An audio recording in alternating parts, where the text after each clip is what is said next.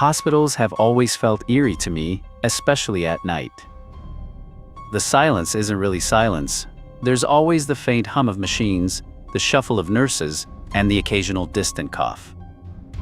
But it's the kind of quiet that makes you hyper-aware of everything around you. Last year, I had to stay overnight at the hospital after a minor accident. Nothing serious, just a fractured arm, but the doctors wanted to keep me for observation.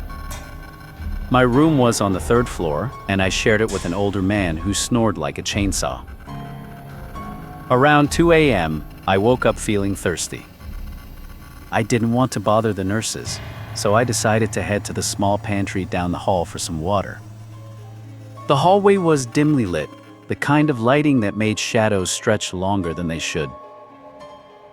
As I reached the pantry, I noticed someone walking ahead of me. They had their back to me, wearing the same hospital gown I was. I thought it was odd. Most patients didn't wander around at night, and I hadn't seen anyone else on this floor besides my roommate. "Hey," I called out softly, not wanting to startle them. "Do you know if the water dispenser's working?" They stopped, but didn't turn around. Something about the way they stood made my skin crawl. Their posture was too rigid, like they were trying too hard to look natural. "Hello?" I said again, taking a cautious step closer. That's when they turned. It was me. Not just someone who looked like me, it was me, down to the smallest detail. Same messy hair, same hospital bracelet on the same wrist, even the same tired look in the eyes.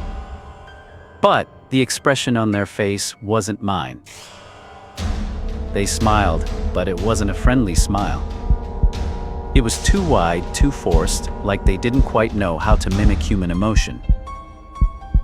My throat went dry, and I took a step back. What is this?"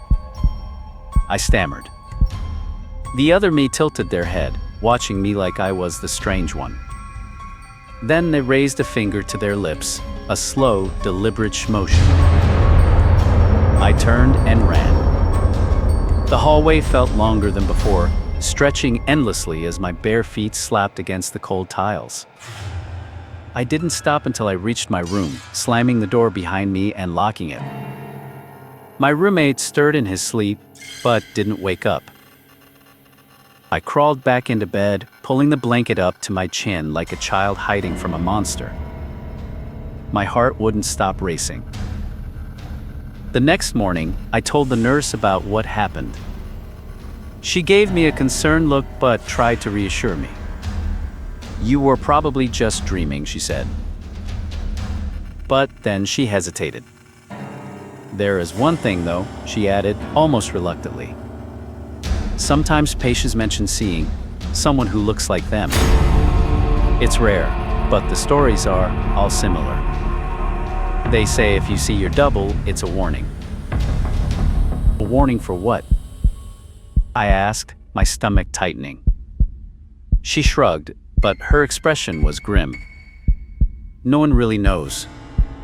But those patients usually leave the hospital soon after, one way or another." I was discharged that afternoon, my arm still in a sling. I didn't tell anyone else about what I saw, and I haven't been back to that hospital since. But sometimes, when I catch my reflection in a window or a mirror, I pause for a second longer than I should, half expecting to see that same unnatural smile staring back at me.